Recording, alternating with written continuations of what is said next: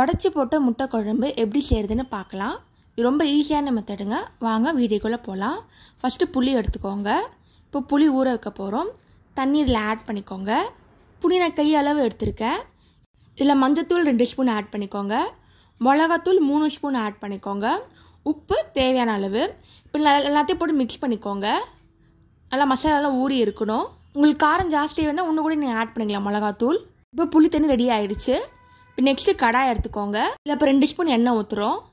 அதுக்கப்புறம் கொஞ்சமாக கடுகு, அதுக்கப்புறம் வெந்தயம் ஆட் பண்ணுறோம். நல்லா பொரிச்சு வரட்டும். இப்போ நல்லா பொரிஞ்சு வந்துருச்சு. இந்த டைமில் வெங்காயத்தை ஆட் பண்ணுங்கள். வெங்காயம் 2 வெங்காயம் எடுத்திருக்கேன். அப்புறம் கருவேப்பிலை ஆட் பண்ணிக்கோங்க. வெங்காயம் பொடியாக கட் பண்ணிக்கோங்க. அப்போ தான் வதக்கும் போது உங்களுக்கு ஈஸியாக இருக்கும். நல்லா வதக்கிக்கோங்க. ஒரு 10 நிமிஷம் இந்த மாதிரி பண்ணுங்கள். அப்போ தான் நல்லா வதங்கும். இப்போ நல்லா வதங்கிடுச்சு. இந்த டைமில் புளி தண்ணி ஆட் பண்ண போகிறோம். ஃபுல்லாக ஆட் பண்ணிக்கோங்க. இப்போ ஆட் பண்ணிட்டு இது நல்லா கொதிக்க வைக்கணும். எண்ணெய் தனியாக வரணும். அந்த கரெக்டான கன்சிஸ்டன்சி. இந்த டைமில் முட்டையை உடச்சி போடணும். முட்டையை ஸ்ட்ரெயிட்டாக உடச்சி போடுங்க. அப்போ தான் நல்லா மசாலா ஊறும். உடனே கலர வேண்டாம். முட்டை அப்படியே வேகட்டும். லைட்டாக குழம்பு ஊற்றி மேலே ஊற்றிட்டே வாங்க. இதில் ஒரு முட்டையை ஆட் பண்ணலாம். நான் இதில் மொத்தமாக 6 முட்டை போட்டிருக்கேன். நல்லா கேப் விட்டு போடுங்க.